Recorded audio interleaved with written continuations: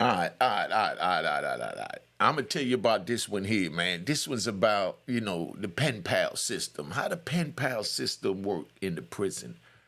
I like to give you all the real, the raw, and the uncut. So we're gonna talk about how I met this chick out west, through a pen pal site. Everything was good. I ain't had too much complaints, but just sit back and enjoy the ride, man. All right.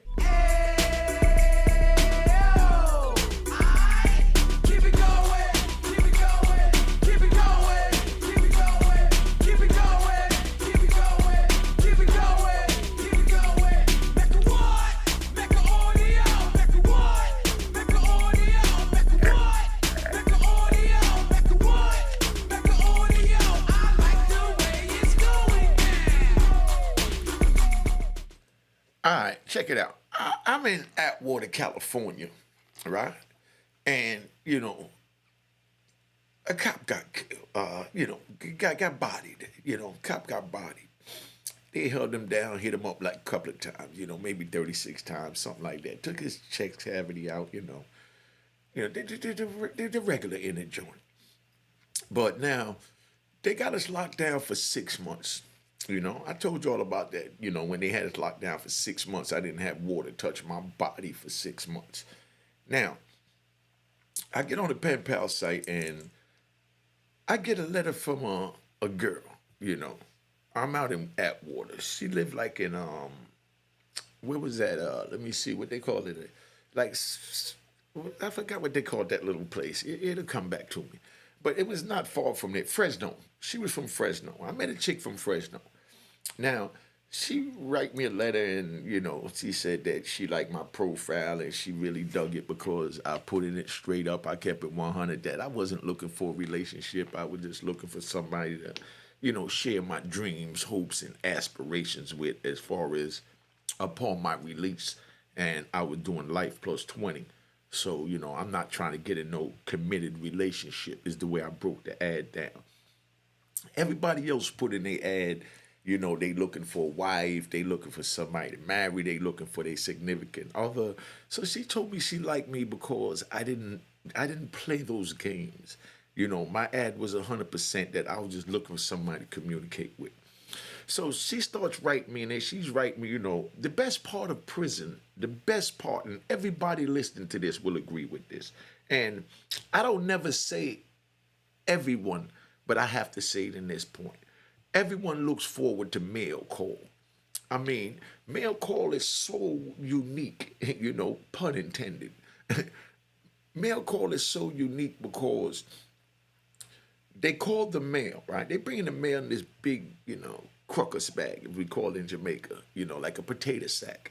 And some days it be real fat where it looks pregnant and everybody runs up to the booth, because the police getting ready to call out the name. So they got a little circle up there and the police stands in the circle. He dumps the mail on the thing and he calls out the names. So everyone is sitting there waiting on them to call their name. And it's crazy because when you're standing up there, you see everybody waiting on their names, and as they call it, of course, yeah, I mean, not to brag, but keep it 100, because, yeah, I am the cockiest kingpin, they might call me 10 times. So they might be like, Unique, you know what I mean? And, they'd be like, Rivera, Jones, da da da, Unique, Johnson, Williams, Unique, and I'm getting all this mail, I'm standing there, I'm collecting, everybody's looking at me like, damn, they hating, like, this nigga getting all the mail. You know what I mean? I hope I got something in there. So everybody's standing around. So I get a big stack of mail from my little pen pals that I met, on the pen pal site, and some people that were still hanging on, because when I first got locked up, I had over 100 women. No exaggeration. And as time went on, they trickled off. They trickled off. I mean, when you first get locked up, everybody's there for you because they expect you to come right out. But as a year go by, 2 years go by, 5 years go by, they start to trickle off and realize that, you're not coming in. They're tired of asking when you coming in. You saying that I'm waiting on appeal and this and that. But anyway, back to this chick, because I like to ride. Sit back and enjoy the ride. Let me get in my zone now. So now, This girl is writing me letters, and the letters is real hype the way she's writing it. She sounds like a roundaway girl, like a fly girl. So she starts sending me pictures of all these kids in the neighborhood that she said she adopted. She's white. Her family had a house from in the 20s in a black neighborhood that was all white, but now it done trickled over, over in Fresno where it's, predominantly black. So it's a bunch of little black kids she's sending me pictures of. Little boys, little girls, they playing, they riding bikes, they doing this. She showed me the outside. She never sent me a picture of herself, but she always sending me pictures of these kids and, the kids' mothers that she adopted and this and that. So she seems like a caring person. So me and her right then, I'm feeling her. So I talk her to come visit me, because Fresno is only like, maybe 30 minutes from Atwater, right? Y'all know what I'm talking about. Now, she sends me, the visiting form back. We get the visiting form. I go out there on the visit, and I'm all hype. I got my uniform pressed up, I got my dreads done, I'm feeling like $1,000,000. So I go out there on the visit, and I'm sitting down, and I'm waiting her to come in. And as she's coming in, every girl that comes in that looks good, I'm praying, I hope that's her, I hope that's her, I hope that's her, I hope that's her, And then the girl finally comes in. And, I'm not being disrespectful, just keeping it 100. This girl was a white girl. She was built like a barrel. You know what I mean? I mean, literally, she was built like like a female Michelin man. You know those joints that got the barrels all around them. And that's how she comes in, and her head was literally like this big. She looked at like a, how would I say it? She looked like an incest baby, And y'all gonna take this disrespectful, but I'm just keeping it 100. So, you trolls and rat bastards and flip-flop wearing in public cowards, gunshots to you for not understanding that I'm keeping it 100. This girl looked like an incest baby. So when she comes out there and I look at her, and she walks over to my table, I damn near threw up. That's how bad she looked. You know what I mean? But then I had to get in my prison mode. And I knew that, right now, it wasn't about what she looked like. It was about what she could do for me. That's how we have to condition our mentality in prison. So you youngins, don't go to prison because you don't want to have to subject yourself to what I subject myself to. I had to sit across from this girl. She comes in and she takes a little bag and she gives it to the police in the booth, little pouch. So I'm sitting down there and I'm talking to her, and as I'm talking to her, big ass head, big ass head. As I'm talking to her, she starts drooling all out the mouth. You know what I mean? I'm talking to her, she's just sitting there, she's listening to me, she's hanging on to every word, and she's like, and I see slob coming down her mouth, you know what I mean? So you know me, I'm from the hood, I speak my mind. I said, damn, you gonna wipe your mouth or what? You know what I mean? So I reach over, I give her a napkin. She go, oh, my bad. And she wipes her mouth. So now, while I'm sitting there trying to hold conversation, but I'm trying to look around at all the other pretty girls that came in, before she came in, that I prayed was her, but it wasn't her, So I'm sitting there trying not to look at her, and she was short, like I said, built like the Michelin man, and, her feet barely touched the ground, touching the, sitting in a chair, and her little feet were just dangling off the chair. She built like a barrel, and I'm looking at her, and she's white, you know what I mean? So I'm gonna keep it 100. That's what I do. Now, when I got locked up, when I was on the street, I used to, like I said, throw a little 20, 40 keys in the trunk, you know what I mean, in the stash, and I hit the highway and, go different states, and, I do my thing. So wherever I went to black neighborhoods to sell the drugs, and I apologize to the black community for poisoning it. But I go to the black community, so it's no white girls around. So I never had sex with a white girl, you know what I mean?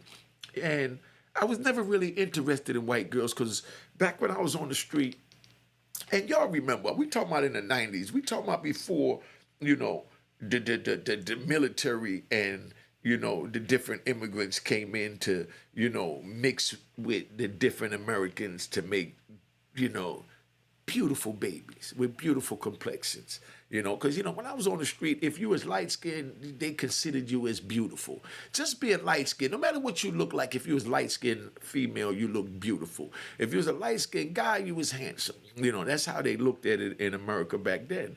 So we didn't have the mixed races that they have now, where I come out 26 years later and I see so many,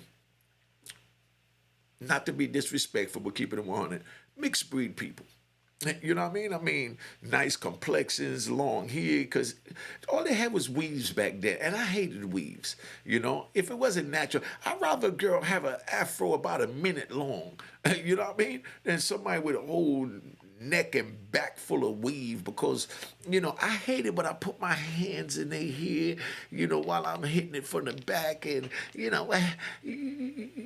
while I'm feeling the tracks. I hated tracks. It was a big turnoff, So, and me, myself, when I'm getting oral fellatio, I like to, grab them by the head and pull them down and, choke them out and, get buck wild and throw my leg up all over her neck, and I'm carrying on, and it was a beautiful feeling. But when you felt those tracks, it was like, ew, But anyway, so she's sitting there, and I never been with a white woman, because anywhere I went out of town with my little drugs, I went in black neighborhoods. They might have one or two white girls that hung with the black girls, but the white girls they had, the most they had was big breasts and no ass. You know what I mean? Pamela Anderson made the big breasts, famous. So you out and you see a black girl, she's built like a pear, and then you see a white girl that's built like a carrot. You know what I mean? That's deformed. That was the breasts. So that never turned me on. So I wasn't used to being around white people. So I'm sitting in the visiting hall, and this white girl's sitting across from me, and I'm thinking that they're looking at me and staring because I'm there with a white girl. But come to find out, it wasn't that she was white, it's that she was an ugly mother. I mean, straight up. Let me watch my mouth. She was so ugly, you know what I mean? And I'm just keeping it 100, And they say God don't make ugly, and you know what I mean? But, in this case, God screwed up. You know what I mean? God really screwed up. He made this ugly white woman. Big ass head drooling all out the mouth. There's little ass eyes in her head. But I had to sit across from her. But she was writing me every day, sometimes 3 and 4 letters a day. So they calling my name crazy at mail call. And I told you how important mail call is. So while they calling my name at mail call, and I'm getting all this mail, it feel good, but then now I had to go on a visit to go see this mongoloid, this incest baby. And I'm sitting across from her, everyone is staring at me. I'm thinking it's because of her complexion, but it was because she was that ugly and busted, and I was looking that good and fly with my dreads all, curled up, and I'm feeling like $1 million, So everybody's looking at me, and I'm feeling a little embarrassed. But this girl was sending me money 3-4 times a week, 200, 300, 100, you know what I mean? 50 here, 200 there, 500 there. So now I got to stay in the role. The letters was good to read the letters to get into my mentor when she was writing, because she was hip, she was hype. She grew up around the black people. She talked like she was black. So the letters didn't fit her mongoloid description, right? So I'm out there on a visit, and I got to tolerate this. So now, when the visit is over, everybody give their people an embrace, because you're allowed to give a kiss in and a kiss out. Me was the first visit. I got to wait and have to give her a kiss. I just gave her a hug. Now it's time to leave.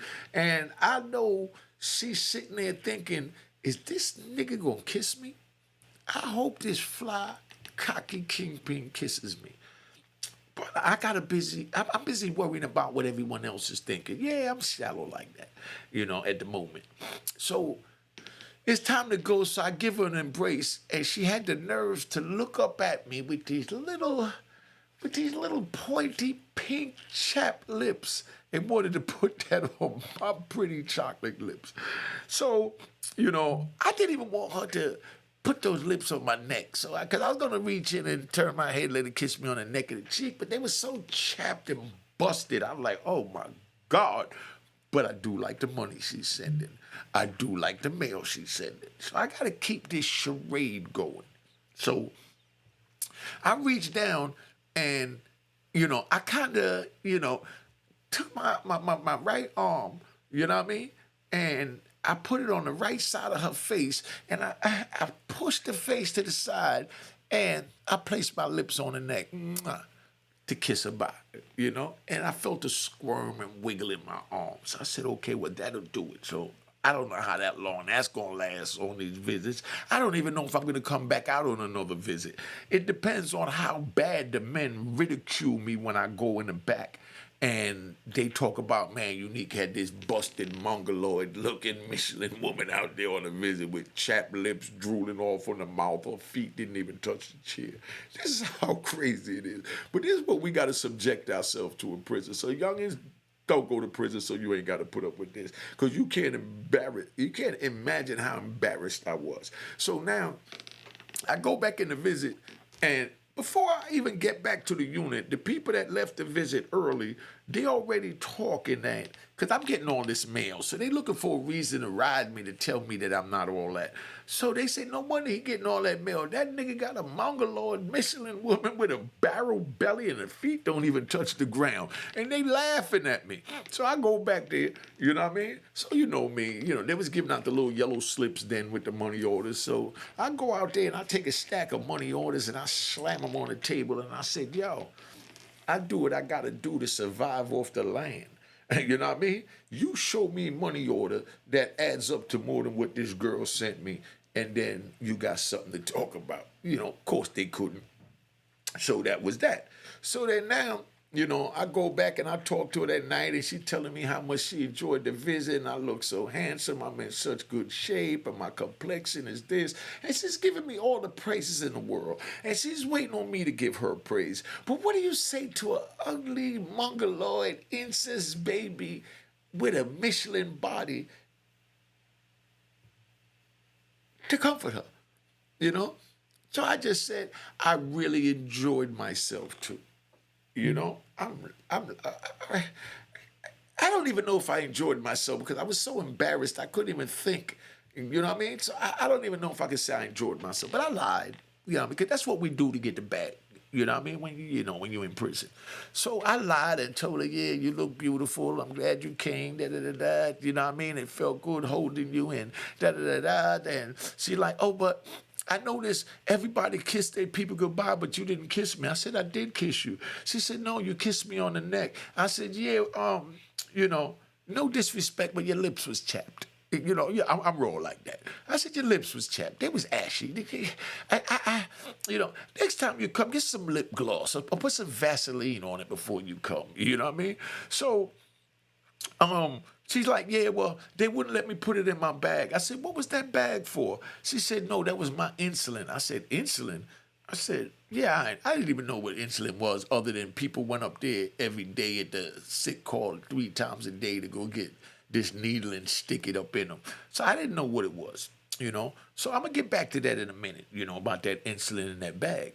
So the next time she comes, she got the lip gloss on and she got a new outfit. She got her hair done, still looking busted, but she feeling cute. You know what I mean? So as soon as she come in, she runs up, she grabs me and she gets on the tippy toes, looks up at me and points her lips out and wanted me to kiss her lips. So I took the back of my hand and let her kiss the back of my hand. You know what I mean? And I know everybody's looking because they waiting to ride me when I go back. They, man, Unique out there, this busted chick, he kissing on her and everything. Something wrong with this dude, you know what I mean? But she was paying like she weigh, as we say in the prison. So to keep getting the money orders, I put up with the crap, you know what I mean? So now, while we out there, she's normally drooling, while I'm talking. You know what I mean? And it wasn't from what I was saying. It's just when she gets relaxed like that, her mind relaxes and her body fluids start leaking out her mouth. So, of course, I had to tell her again, wipe your mouth. 10 times during the visit, I had to tell her, wipe your mouth.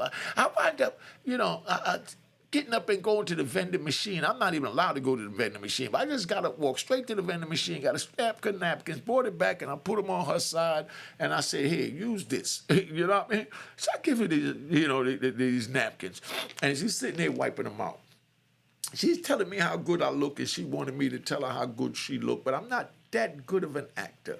I can't do it, because every time I looked at her, I thought, this is the ugliest woman I ever seen in my life. And I'm out here with it, and everyone is sitting here looking at me. What am I going to do? I'm unique. I'm talking about, I had porno stars coming to see me. I had strippers coming to see me. I had college girls coming to see me. I had everybody coming to see me, and I'm talking about when I'm in different spots, but now they got me way out in Atwater, in a part of the country that I don't know anyone. So the pen pal thing is all I had, and she was the only visit I had at the time, and I'm feeling stupider than a mother. Let me say that again. I'm feeling stupider than a mother. You know what I mean? But I give her the napkin, she wipes them out. So while I'm talking to her, I notice her eyes started like rolling in the back of her head, and she's kind of rocking back in the chair, her little feet not touching the ground, and she's leaning. So, I smack on the knee. What's up? Wake up.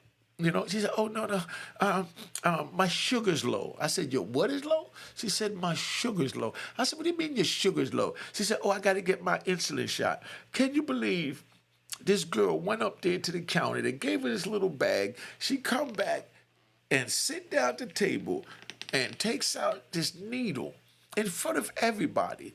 And she picks his shirt up to show these nasty rolls. And she jams this joint in her stomach. You know what I mean? And I'm looking, and I hate needles. So I'm like, ooh. And I turn my head. You know what I mean?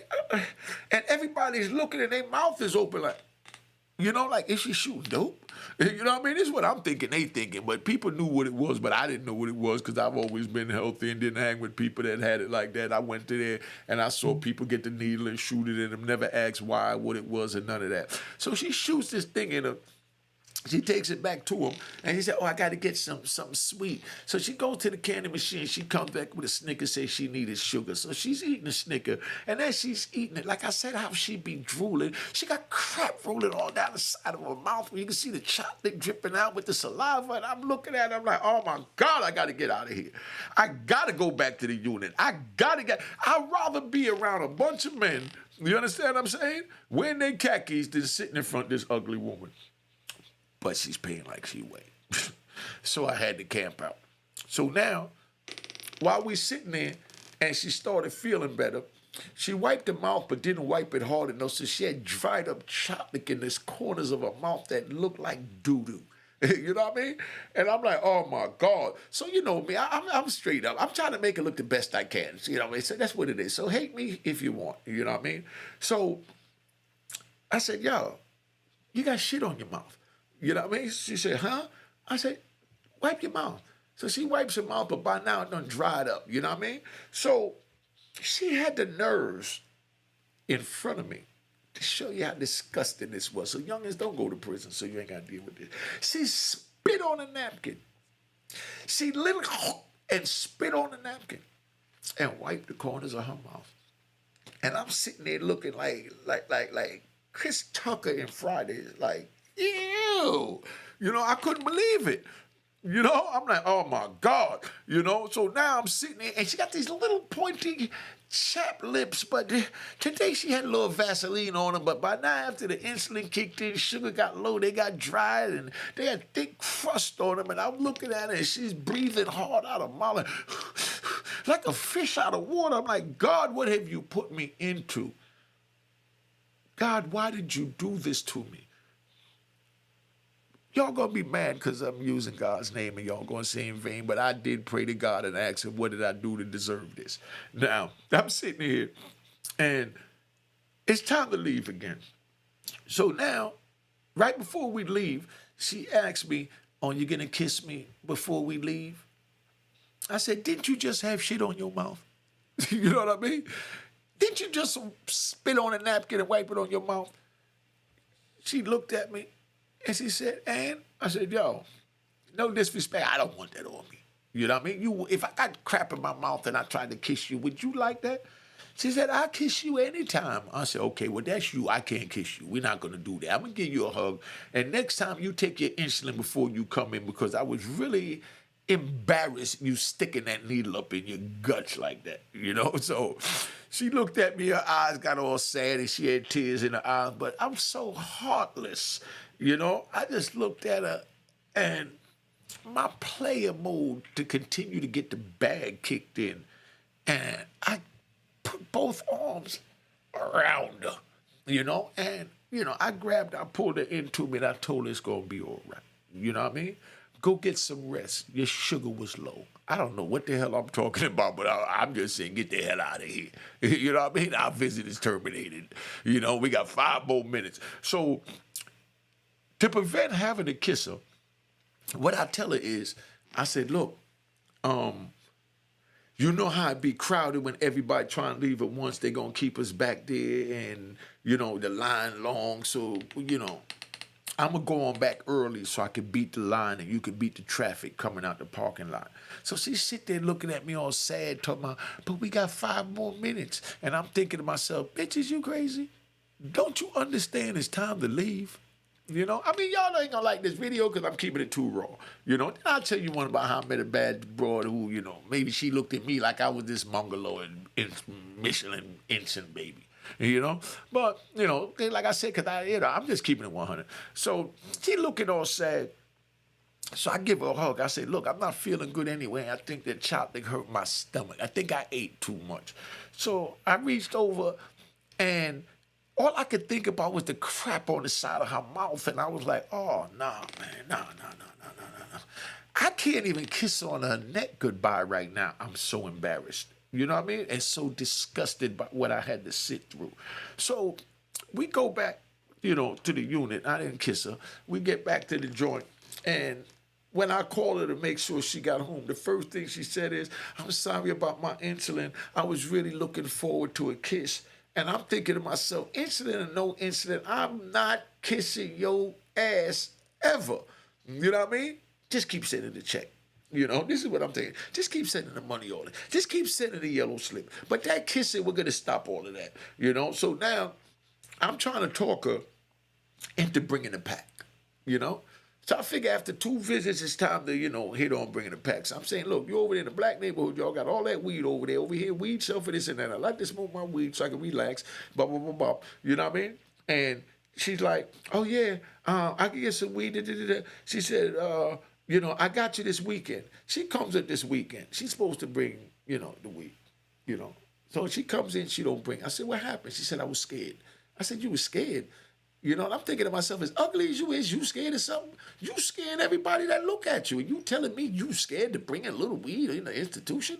You know what I mean? And she said, no, but, you know, when I leave here, I'm going to stop off and I'm going to mail you out, you know, $1,500 so you can buy all the weed you want. So I'm like, ka-ching.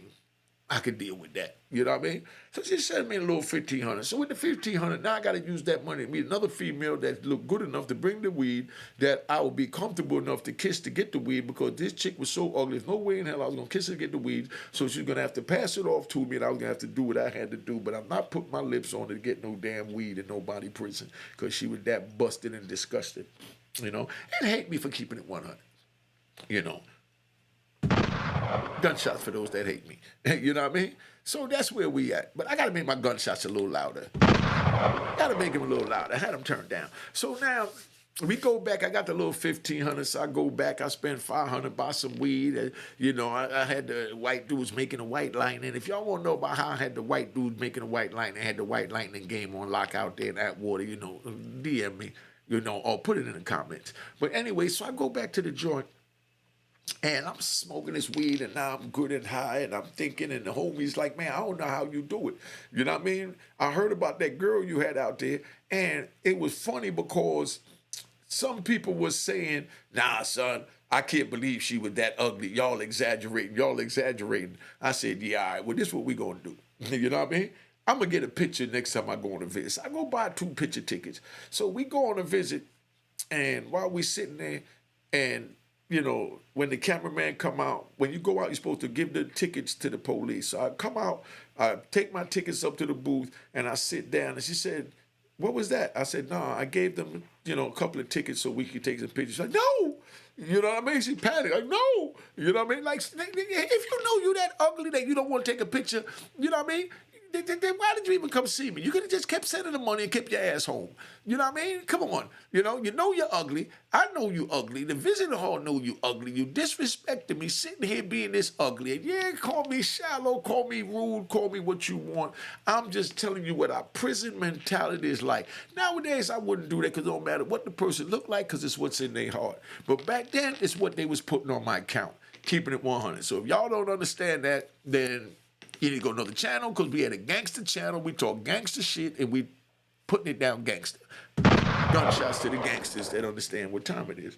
So she said, "No." I mean, literally, she said, "No," and started shaking like she was getting ready to have a seizure because I said, "Take a picture."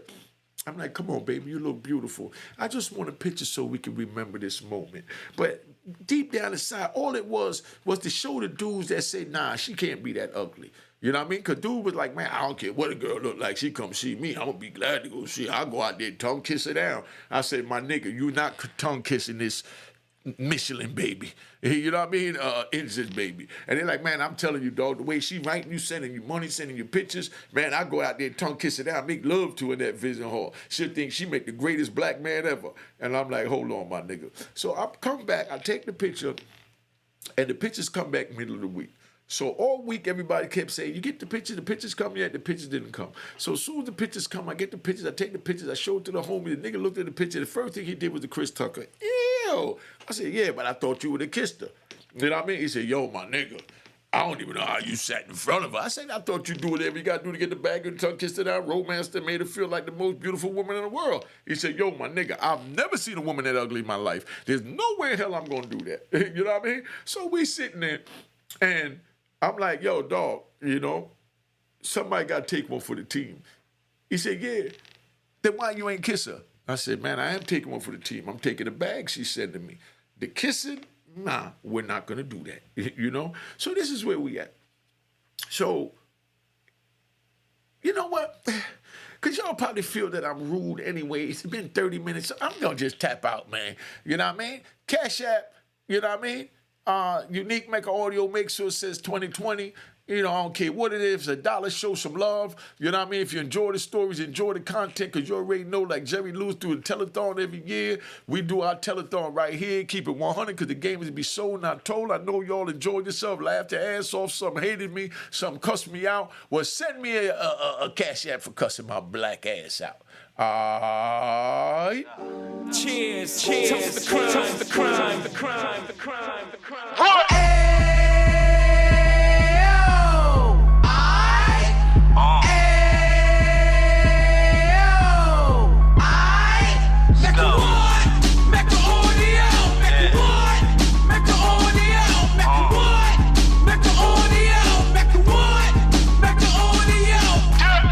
Fresh out the can of 26, he back on the strip, getting back in the mix. What he mentions a gift. You stand up 10 toes down, and I suggest you pay attention to this. Take a little gully posse and put it in Harlem. He cut from the bottom, came up from the bottom. Drop the book, you should go and get it. The Instagram page and the YouTube, you could go and visit. Then you could consider yourself LinkedIn. Sit front row and get Jews from a kingpin. How he went through it, so you ain't gotta go do it. To not pay attention would be stupid. Talking about a man that probably put your grandfather on. Probably the reason that him and your grams got along. A man that generated millions on the block, did his time, never squilling to the cops, Mecca audio.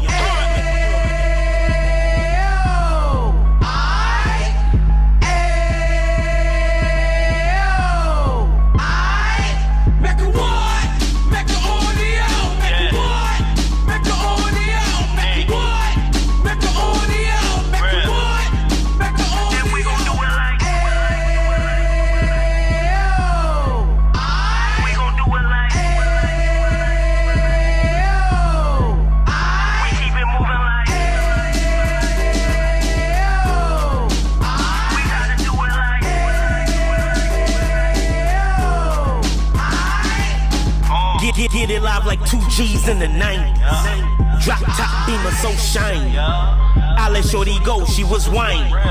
Treat her like my past, she behind me. Spend a couple bands on the Dapper Dan. You be back again, getting green like a Packers fan. No cap, it's a roaring uptown. Baby horn uptown, Dominican bust down. Now we on the positive, we got a lot to give. Now he trying to stop the kids from being inoperative. So take heed, homie, lend an ear. He started in uptown, he gon' finish there. But now it ain't about selling drugs, buying cars. It's about buying property to make the community ours. So we can give back to the youth them. Cause they the truth them. And bless up to all the rudiment.